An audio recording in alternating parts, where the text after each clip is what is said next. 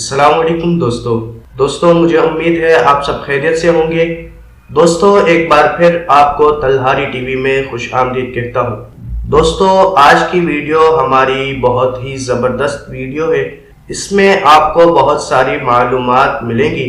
Video کو بغیر skip کیے آپ دیکھیے گا، جس سے آپ کو بہت سارا فائدہ بھی ہوگا۔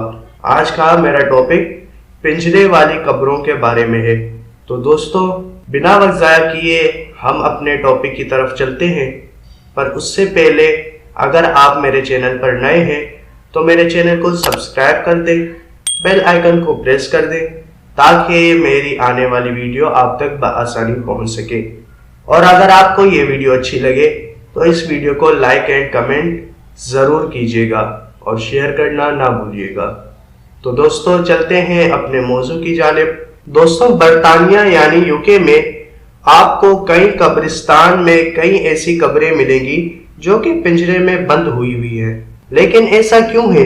اس کے پیچھے کیا کہانی ہے؟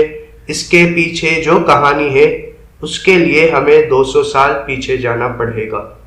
19 سینچری میں برطانیہ میں میڈیکل اسٹوڈنٹس کو اپنی پڑھائی کے لیے انسانی لاشوں کی ضرورت ہوتی تھی تاکہ یہ اسٹڈی کر سکیں۔ اسے ڈسیکشن کہتے ہیں۔ اس میں انسانی جسم کو کھول لیا جاتا ہے۔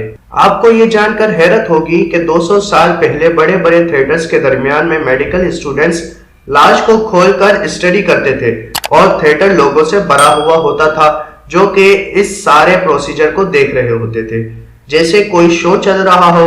اب سوال یہ پیدا ہوتا ہے کہ میڈیکل اسٹوڈنٹس کو لاشیں کہاں سے ملتی تھی؟ تو آئے ہم اس کے جواب کی طرف چلتے ہیں۔ اس وقت برطانیہ میں یہ قانون تھا کہ سزائے موت کے قیدیوں کے مرنے کے بعد ان کی لاشیں میڈیکل اسٹوڈنٹس کو دے دی جاتی تھی۔ غیر ملکی قیدی اپنی سزا سے زیادہ اس بات سے ڈرتے تھے کہ ان کے مرنے کے بعد ان کی لاشوں کے ساتھ کیا حشر ہوگا۔ بہرحال میڈیکل اسٹوڈنٹس انہی کی لاشوں کو استعمال کرتے تھے، لیکن مسئلہ تب شروع ہوا جب برطانیہ میں سزائے موت کے قیدی کم ہونا شروع ہو گئے، جس کا مطلب تھا کہ اب میڈیکل اسٹوڈنٹس کے پاس لاشیں بھی کم ہونا شروع ہو گئی ہیں، جو کہ ان کے لیے بہت بڑا مسئلہ تھا۔ اس بات کا حل یہ نکلا کہ برطانیہ میں لاشیں چوری ہونا شروع ہو گئی۔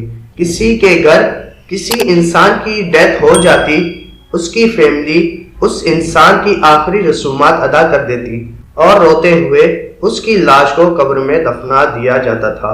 لیکن جب یہ لوگ اگلے دن اس کی قبر پر آتے تو قبر کھلی ہوئی ہوتی تھی اور لاش اندر سے غائب ہوتی تھی۔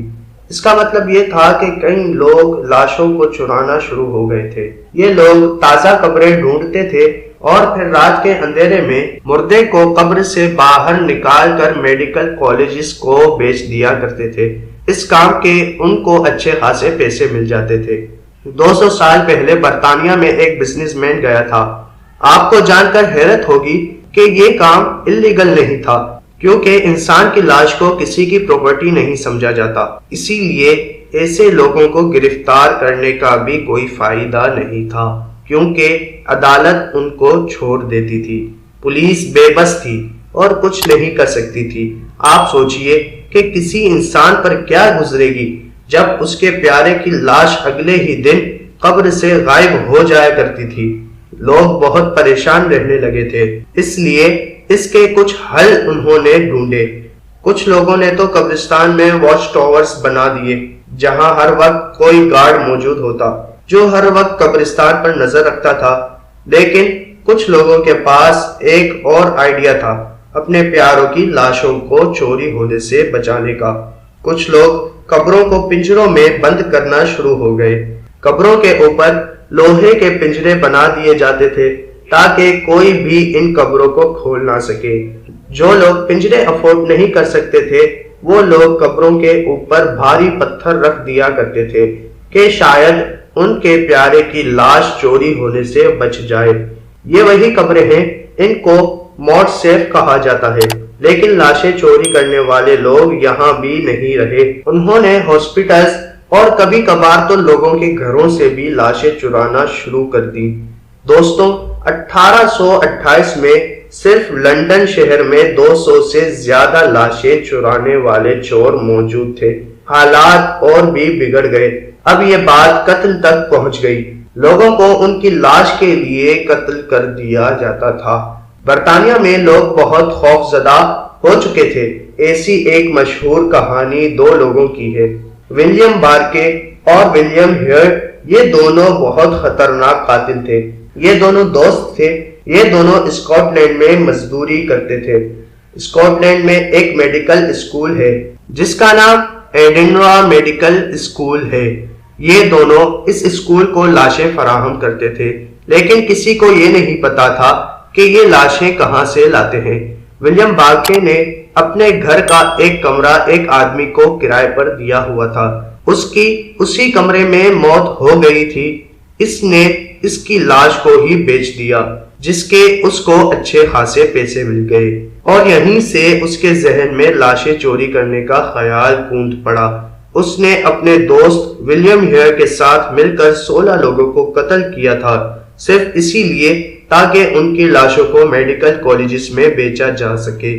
دوستوں، وقت کے ساتھ ساتھ برطانیہ میں ایسے لوگوں کے خلاف سخت قانون نافذ ہو گیا اور لاشیں بیچنے والا مسئلہ ختم ہو گیا، لیکن آج بھی پنجرے میں بند یہ قبریں 200 سال پہلے کی یاد دلاتی ہیں، جب برطانیہ میں قبروں سے لاشیں چرانا ایک عام سی بات بن چکی تھی۔ دوستوں، مجھے امید ہے آپ کو آج کی یہ ویڈیو بہت پسند آئی ہوگی اور اس سے آپ کو بہت ساری معلومات ملی ہوں گی۔ اگر آپ کو یہ ویڈیو پسند آئی ہو تو لائک، کمنٹ، شیئر ضرور کیجیے گا۔ چینل کو سبسکرائب کر دیجیے گا تاکہ اسی طرح کی معلومات والی ویڈیو آپ تک بآسانی پہنچ سکے۔ اب آپ سے ملاقات ہوگی اگلی ویڈیو میں، تب تک کے لیے اپنا بہت سارا خیال رکھیں۔ جزاک اللہ خیرہ۔ اللہ حافظ۔